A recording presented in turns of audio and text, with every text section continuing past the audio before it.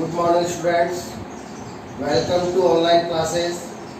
In last class we complete addition polymerization and today we start condensation polymerization.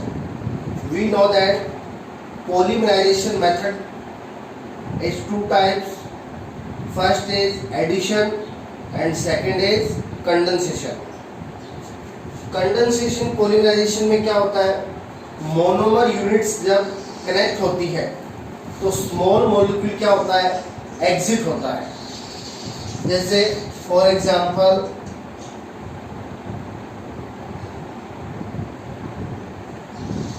Nylon 6,6. Nylon 6,6 में to monomers होती है. First is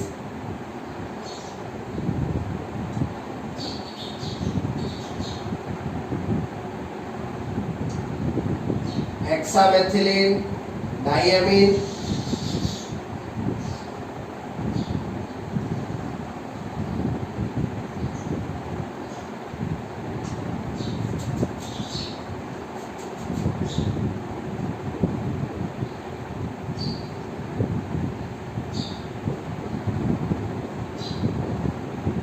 and second is adipic acid. इसके N molecule ले लिए और इसके भी एन मॉलिक्यूल और करवा दिया कंडेंसेशन पॉलीमराइजेशन. तो कंडेंसेशन पॉलीमराइजेशन में क्या होता है, स्मॉल मॉलिक्यूल एग्जिट होता है. तो देखिए यहाँ पे NH2 से H और इधर कार्बोक्सिलिक एसिड से OH. तो H और OH वाटर मॉलिक्यूल एग्जिट हो गया. इधर से NH2 से H, इधर से कार्बोक्सिलिक एसिड से OH. तो इस टाइप से यहाँ से N मॉलिक्यूल एग्जिट हो जाते हैं किसके, वाटर के. आप देखिए इधर H गया NH2 से NH, आगे CH2 6, आगे H गया NH, इधर OH गया C डबल बॉन्ड O, आगे CH2 कितने 4, आगे C डबल बॉन्ड O और ये नीचे लग गया N. तो ये अपना पॉलीमर आ गया नायलॉन 6,6.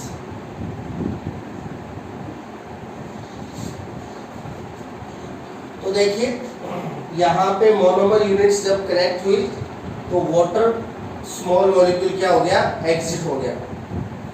अब इससे क्या होगा, यहाँ पे स्मॉल मॉलिक्यूल एग्जिट हो रहा है, इसलिए पॉलीमर का जो मॉलिक्यूलर मास है वो कम होगा.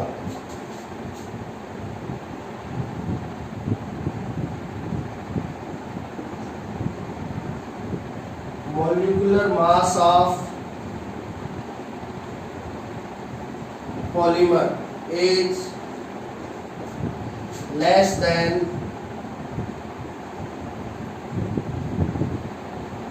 monomers. तो यहाँ पे जो पॉलीमर बनेगा उसका मॉलिक्यूलर मास है वो मोनोमर्स के कंपैरिजन में क्या होगा, कम होगा. क्यों, क्योंकि यहाँ पे मोनोमर्स जब कनेक्ट हुई तो स्मॉल मॉलिक्यूल क्या हो गया, एग्जिट हो गया. अब वाटर है, वाटर के वन मॉलिक्यूल का मॉलिक्यूलर मास होता है 18. हाइड्रोजन 2 है तो 2, ऑक्सीजन का होता है 16. तो 2 + 16 18. तो यहाँ से जितने वाटर मॉलिक्यूल एग्जिट होंगे उसको मल्टीप्लाई कर देंगे 18 से. तो इतना मॉलिक्यूलर मास है वो क्या हो जाएगा, कम हो जाएगा किसका, पॉलीमर का. तो ये होता है condensation polymerisation. Small molecule exit होता है जिससे पॉलीमर का मॉलिक्यूलर मास है वो मोनोमर्स के कंपैरिजन में कम होता है.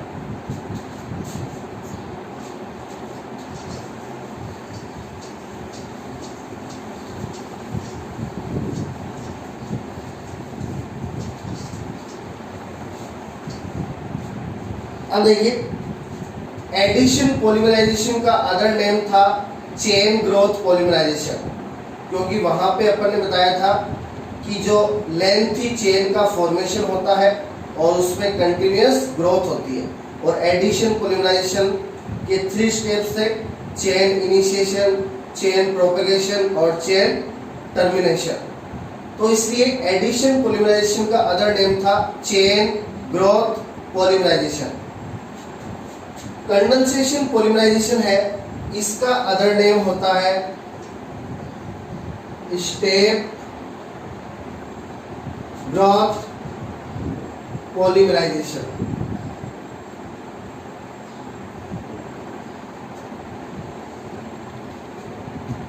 तो other name of condensation polymerisation is step growth polymerisation.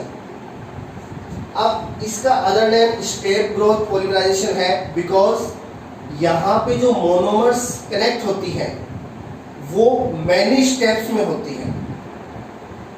Because in this polymerisation monomers are connected in many steps. तो यहाँ पे मोनोमर्स है वो मैनी स्टेप्स में कनेक्ट होती है, इसलिए इसका अदर नेम होता है स्टेप ग्रोथ पॉलीमराइजेशन। अब इसको स्टेप ग्रोथ पॉलीमराइजेशन क्यों कहा जाता है, ये इसके मैकेनिज्म से क्लियर होगा। तो देखिए, अब अपन मैकेनिज्म करेंगे किसका, कंडेंसेशन पॉलीमराइजेशन का। अपन एग्जांपल ले लेते हैं वही नायलॉन 66। अब देखिए नायलॉन 66 है, उसका एक्चुअल में फॉर्मेशन है वो किस टाइप से होगा। पहले अपन क्या करेंगे,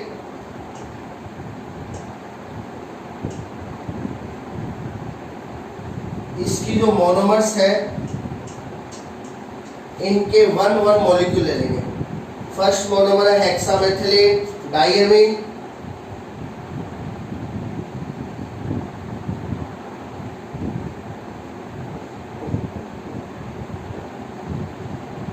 और सेकंड मॉलिक्यूल है एडिपिक एसिड। तो इसकी दोनों मोनोमर के 1 मॉलिक्यूल ले लिए। अब देखिए ये कनेक्ट होंगी फर्स्ट स्टेप में,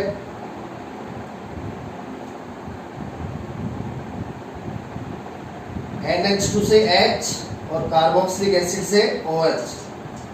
तो यहां से वाटर मॉलिक्यूल एग्जिट हो गया। तो ये है स्टेप फर्स्ट। तो स्टेप फर्स्ट में क्या हुआ, 1 molecule hexamethylene diamine and 1 molecule adipic acid connect हो गए by excitation of water molecule. तो देखिए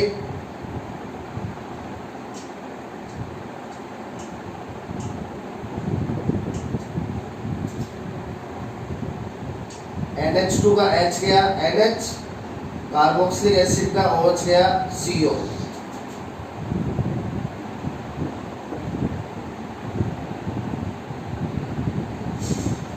ये आपस में कनेक्ट हो गए। अब देखिए स्टेप सेकंड स्टेप में क्या होगा, अब अपन या तो 1 मॉलिक्यूल लेंगे हेक्सामेथिलीन डायमीन का या 1 मॉलिक्यूल लेंगे एडिपिक एसिड का। दोनों मोनोमर्स में से किसी एक मोनोमर का क्या लेना है, मॉलिक्यूल लेना है। चाहे तो हेक्सामेथिलीन डायमीन का ले लो, चाहे एडिपिक एसिड का ले लो। जैसे अपन यहाँ पे ले लेते हैं पहले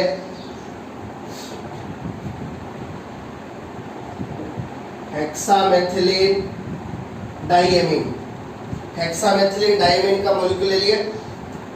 अब ये कनेक्ट होगा इससे। तो देखिए कैसे, NH2 का गया H और इधर से एडिपिक एसिड के दूसरे कार्बोक्सिलिक एसिड ग्रुप से चला जाएगा OH। तो यहाँ फिर से वाटर मॉलिक्यूल एग्जिट हो गया। तो ये हेक्सामेथिलीन डायमीन है वो यहाँ पे कनेक्ट हो जाएगी। तो देखिए NH2 CH2 6 NH C double bond O CH2 4, यहाँ पे C डबल बॉन्ड O, यहाँ H गया NH CH2 NH2। अब देखिए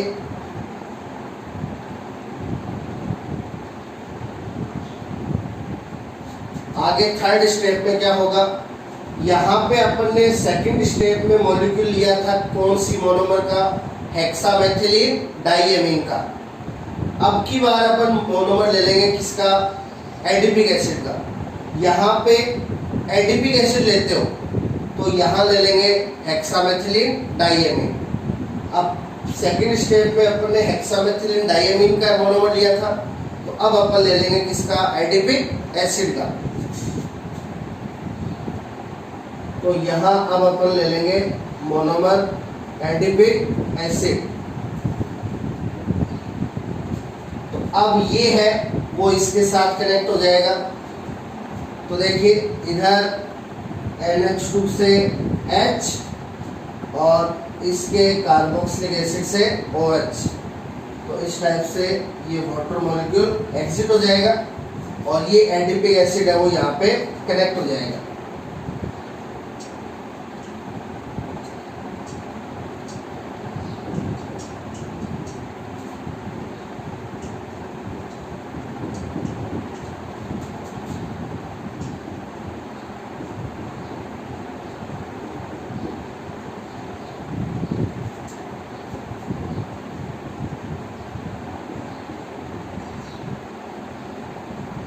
ये NH2 का H गया NH, इधर से OH गया CO।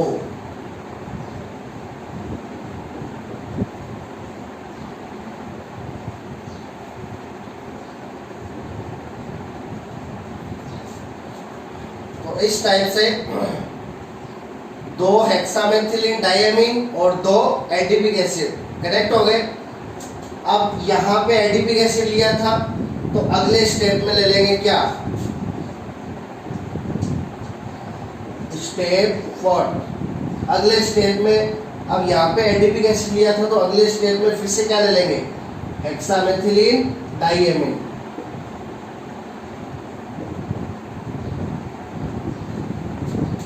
ये इसके साथ कनेक्ट हो जाएगी उसी टाइप से।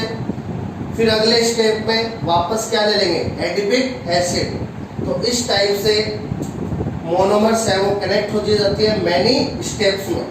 तो यहाँ पे मोनोमर्स है वो स्टेप वाइज कनेक्ट होती है, इसलिए इसका अदर नेम होता है स्टेप ग्रोथ पॉलीमराइजेशन। तो ये कंडेंसेशन पॉलीमराइजेशन का मेथड होता है। तो ये अपन ने एग्जांपल लिया था नायलॉन 6,6।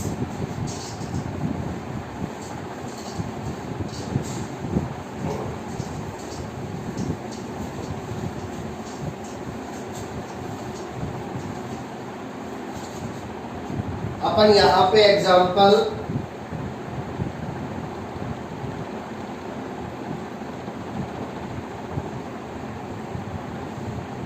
टेरिलीन या डेक्रोन का भी ले सकते हैं। तो टेरिलीन या डेक्रोन में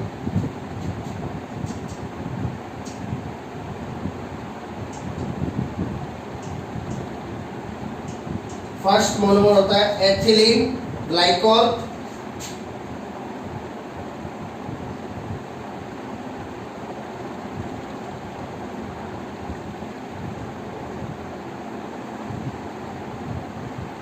और सेकंड मोनोमर होता है टरथैलिक एसिड। तो ये टेरिलीन या डेक्रोन के मोनोमर है, एथिलीन ग्लाइकोल एंड टरथैलिक एसिड। तो कंडेंसेशन पॉलीमराइजेशन करेंगे, इसका 1 मॉलिक्यूल और इसका 1 मॉलिक्यूल, पहले दोनों के 1 मॉलिक्यूल लेंगे। तो स्टेप फर्स्ट, यहाँ OH से H और यहाँ कार्बोक्सिलिक एसिड से OH। तो ये एग्जिट हो गया H2O।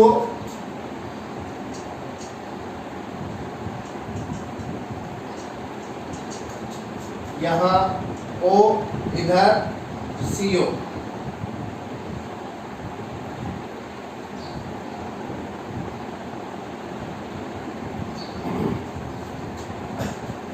आगे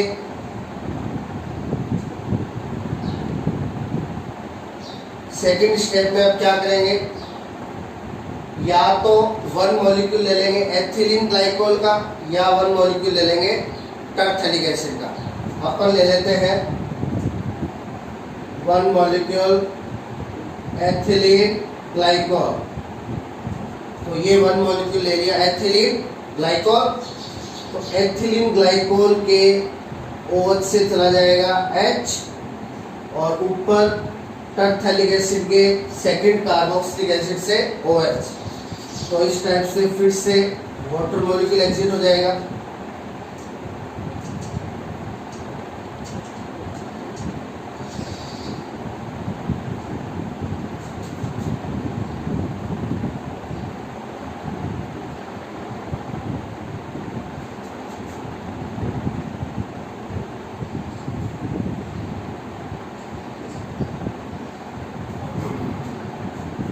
अब यहाँ पे अपन ने एथिलीन ग्लाइकोल की यूनिट ली थी।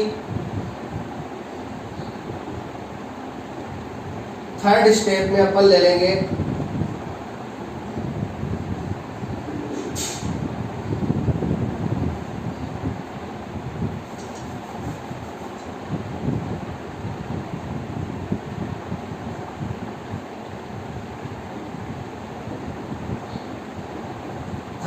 अपन ले लेंगे टरफेलिक एसिड। अब यहाँ पे देखिए ऊपर OH से चला जाएगा H और यहाँ टरफेलिक एसिड से कार्बोक्सिलिक एसिड से OH। तो यहाँ पे फिर से वाटर मॉलिक्यूल एग्जिट हो जाएगा। तो अब की बार कनेक्ट हो जाएगी टरफेलिक एसिड।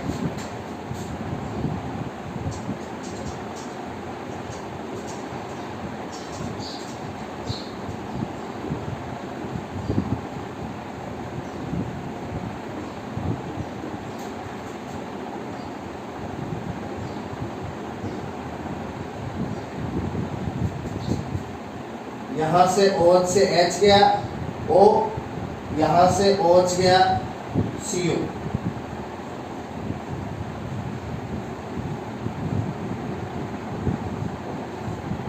तो इस टाइप से 2 unit ethylene glycol and 2 unit terephthalic acid connect हो गई।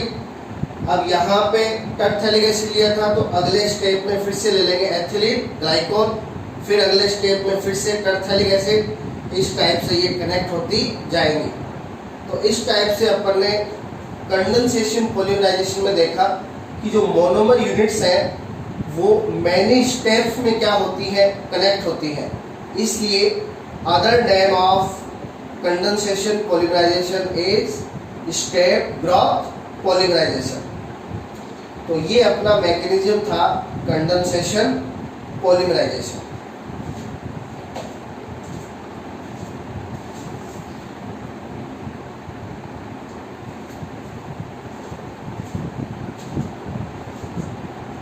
अपने पॉलीमराइजेशन के जो मेथड्स हैं addition polymerisation and condensation polymerisation, ये दोनों कंप्लीट है।